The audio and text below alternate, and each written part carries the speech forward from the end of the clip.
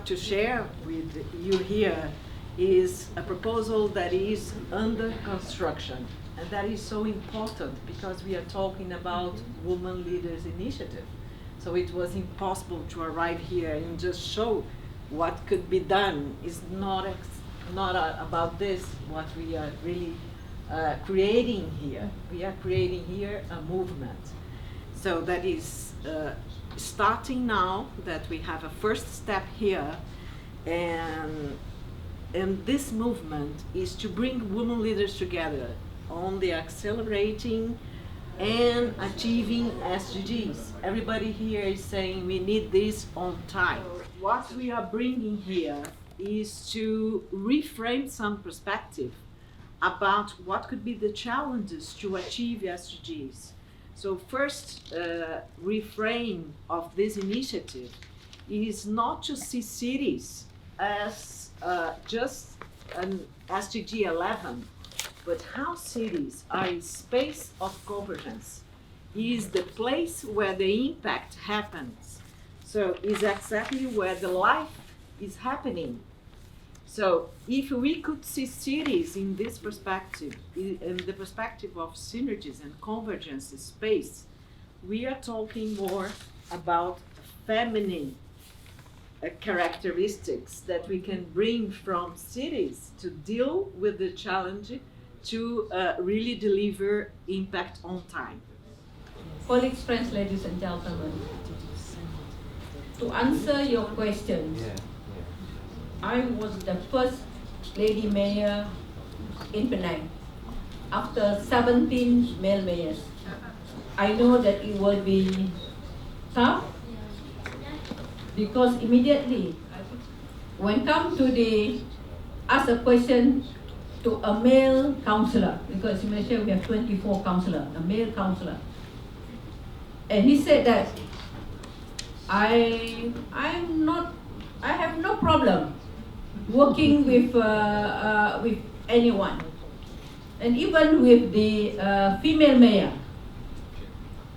if that lady can do her work. That lady, my name is Maimuna. As a lady, I think we have to believe in ourselves that we can do it. Of course, a lot of challenges, as from the first mayor, and now I'm also heading the UN Habitat. And I believe in collaboration, I believe in teamwork. So the new urban agenda particularly emphasizes the role of local and regional governments' financial stability. So therefore, in overall, we will be working on a steady flow of revenues to the cities, municipalities, local, regional governments to boost investments in all social services and sustainable public services, health, water, education, etc. Infrastructure as well, housing, mobility. But the importance of gender-responsive planning and investment for sustainable, safe, accessible urban mobility of all. This calls on government to achieve greater gender equality, empowerment for all women and girls by ensuring equal participation. And we've seen some projects. We see projects such as a municipal bus terminal, obviously helping move that inclusive economic agenda forward. You need safety, right? You need accessibility. The demand for more economic empowerment to support women and youth is very high. It is more than important to increase the support of women to have income-generating projects that will help them lift their families out of poverty. Again here, I want to enlighten something, and I want to always be taking myself as a classical example, because when I wanted to come to office, I was competing with 9 men. You wouldn't believe how my campaign went. The stereotyping and the bullying, I got it all. From the media, from the in person or anything. Because when it comes to politics in Gambia, it is called a male-dominating arena. So it means the male themselves have taken this as an ownership. They own it. They own the political arena. And they own all leadership positions. It doesn't matter which position. And the classical example is, I am the first female mayor in the Gambia. And Gambia is already 206 years. We have never got a president in the Gambia, a female president. and Gambia is 206 years. We have never got Inspector General of Police who is a female, and Gambia is 206 years. And that goes on and on and on, because they believe that we should be heard and not seen. I think nobody in this planet at this moment has any doubt that this is going to be the century of women. And the leadership of women is by far, in my opinion, the more influential sociological change in humanity, in the history of humanity, is the changing role of women in this century. We're going to lead this century no matter what, any field. And that's going to be a huge change. And it's going to be a positive change. But let me say what's my experience in Bogota. Bogota is a city of 8 million people. It's a city region of 10 million people in a country of 50 million people in Colombia. So yes, it's by far harder to be a mayor than to be a president, I can assure you. Especially in a time of economic crisis, social crisis, political crisis, and a pandemic. Because you are the one not setting policies, but actually delivering services. You know, vaccinating people, you know, providing schools, clean water. We don't do policy or diplomacy. We deliver services. And that's actually what people need. But that's crucial, because it means that in delivering those services, you can set priorities that, even though were so obvious, nobody ever before did. I am also the first mayor, the first woman, the first lesbian, the first diverse woman to be elected into this position. 52% of our population are women. Half of them are caregivers, unpaid caregivers. We women caring for others, we are the social security of half of our population. They don't have social funds, they don't have health insurance, they don't have pension funds, but everybody is either elder or child and needs care at some point in their life, right? Everybody at some point in their life have health issues and needs care. And people with disabilities needs care. So if you don't have any public or private institution who provide that care, women provide that care. It means the feminization of poverty and women under poverty, because they renounce to opportunities of free time for themselves, renounce to opportunities of education, renounce to opportunities of labor or entrepreneurship, are provided underpaid care. This is so obvious for more than a century. This has been the history of humanity for millennia, right? So to create a formal, institutional, public caring system for elders, childs, and people with disabilities is not like discovering, water. It's like obvious. But it's the first time in the history of Bogota that actually such a system is put in place. Llegar a ocupar un cargo político en México aún es complicado. Having a leadership government position in Mexico is still really hard. Por el machismo, There is a lot of sexism, por la educación recibida en casa, because of the education from our home, por la discriminación por género. there is a lot of discrimination of gender. Sin embargo, en marzo del año 2020 ocupé este importante y honroso cargo. And even though in March 2020, I got the opportunity to got this position to lead. Llegué al gobierno de Tapachula junto con la pandemia. I arrived to the government in the middle of the pandemic COVID-19 y con la problemática que esto implicaba. and with all these challenges that will get involved. Ha sido difícil, pero quizá la sensibilidad de una mujer esté siendo la diferencia en este gobierno. It's been hard, but perhaps the sensibility of being a woman, it makes a difference in that government and the way to approach the problem. No es una cuestión de rivalidad con los hombres, It is not a situation about being against men, pero sí queremos tener oportunidad de ocupar cargos de toma de decisiones.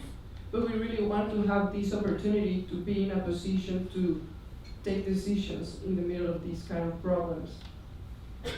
Afortunadamente contamos con un presidente de la República, Andrés Manuel López Obrador, Our president, Andrés Manuel López Obrador, y un gobernador del estado de Chiapas, Rutilio Escandón Cadenas, and the governor of the state, Rutilio Escandón Cadenas, que apoyan a las mujeres para ocupar cargos importantes.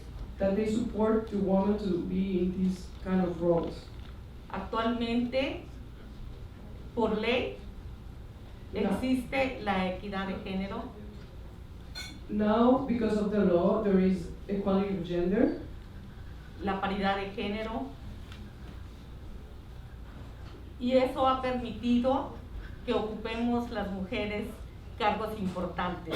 and No, that allows us to, that allows the women to be in this kind of position, no los últimos.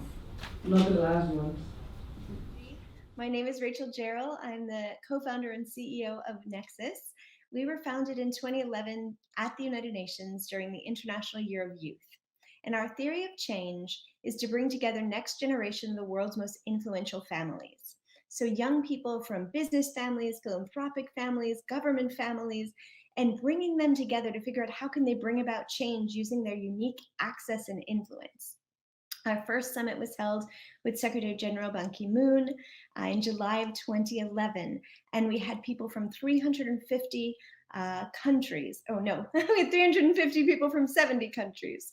And immediately something became obvious. What we thought was one summit turned into a movement. And this movement is now 11 years in the making. We've hosted 45 summits for next generation of the world's most influential families. And in those 45 summits all over the world in 6 continents, our membership is predominantly female, which is really interesting when you look at the fact that we're looking at Middle East, we're looking at Asia, Latin America, Africa, but the people who raise their hands to open a new chapter for Nexus seem to more often than not be women. And so since our very first summit, we had a rule. And the rule was that there could never be a panel at any time in a conference that had all men. So we call it our no manels policy. And if you can't find an amazing woman speaking on climate change or indigenous rights or activating cities or SDGs, if you can't find a woman, then the topic doesn't get discussed, which means that everyone makes sure to include women. The reason that we've seen Nexus scale from that first day at the UN to Asia, Africa, Latin America, Australia, New Zealand, the Caribbean, Middle East, all over the world is because of collaboration. Because there was a spark of an idea that as a generation, we could help the UN amplify its efforts to change the world. And the people who stood up and raised their hands believed in collaboration. Women's leadership is defined by partnership and collaboration. It is a shared approach. When you ask a woman CEO such as myself, how did you get so successful in scaling to 6,000 members and 45 summits? My answer is, it wasn't me. It was our team. It was our leaders. It was our ambassadors. So sharing credit is also a really wonderful trait of women leaders. Collaborative spirits and sharing credit, knowing that every accomplishment we have for the world is something that we all took a role in playing without ego or ownership. And I believe that the reason that even our working group leaders, our working group on human trafficking, our working group on indigenous issues, our working group on refugees and displaced people, our working group on climate, all of our working group leaders that I just mentioned are also women. And so this happened by accident, not on purpose. But it's been a beautiful journey over the last 11 years to see how we stand up and host our summits with heads of state and former heads of state, also with mayors, and how we show up for them and teach them this spirit of collaborative leadership. It's also really beautiful watching women leaders of this next generation invite intergenerational dialogue with often male leaders of generations past, and how we can do that with such a spirit of learning and collaboration, understanding that each person's perspective is different, each generation's perspective is different, but only when we have all the perspectives woven together in a tapestry can we actually address the most pressing challenges facing our world. So as you all begin to have conversations about how women's leadership can inspire the SDGs and can inspire mayors and cities to be enlivened, I offer up to you the opportunity to connect with Nexus, with our 6,000 members, with a combined net worth of $650 billion, with their families who own the leading companies in the world, some of whom are elected officials who are leading nations, and to really lean on us when you're looking for next-gen women leaders, because over the last 11 years, I've been nothing short of blown away by the difference that our leaders have made and the way that they are embodying women's leadership in the spirit of collaboration and partnership like no community I've ever seen before. Thank you. So to start, I would like to introduce myself. I am one of the co-founders of Generation Pledge. So we are a growing community of inheritors from all around the world who commit to using all of their resources, all of their assets to maximize impact as much as possible. And other than that, I'm also a member of a family business based in Brazil, but with international presence. And I'm fourth generation in the family, very integrated to our system, to our governance. And the places that I have been working with for the last 10 years are the spaces of wealth, families that come from this demographic. And the reason why I've been doing this is because over time I understood that there is a huge untapped potential to really activate transformation by working with these families. So it's really looking into the families who own more than $30 million. So the called ultra high net wealth families. And how do we kind of make sure that we are activating this demographic so that we're not only talking about preservation of wealth, growing wealth, but also flowing capital back in a very intentional way back to society. So my thesis here is that if we do mobilize these families who control a significant portion of the global wealth, we can really shape the future in a way that is much more flourishing for all, with less existential risks, less environmental and social risks, and in a more flourishing way also. When we talk about SDG localization, it's not just about local governments, though they're an important piece, but it's really about everybody, everywhere, embracing the Sustainable Development Goals, making them making the SDGs their compass, making the SDGs their guiding framework, making the SDGs their policy reference. That is really what SDG localization is about. And young people, their diversity, their rich experiences, their different lived experiences are central to this localization process. This scorecard is perfectly dovetailed into the urban monitoring framework. It's really about collecting quantitative data, but also qualitative data, and experiential data, illustrations of examples and case studies, the evidence you need to inform policy. That is really what this whole initiative is about. The pilot has been very exciting, and I hope we'll have a chance to scale it up. I hope that we'll have a chance to work with each one of you and your networks and your communities, because really we can't expect to make transformative change without young people not in the room, but in the driving seat.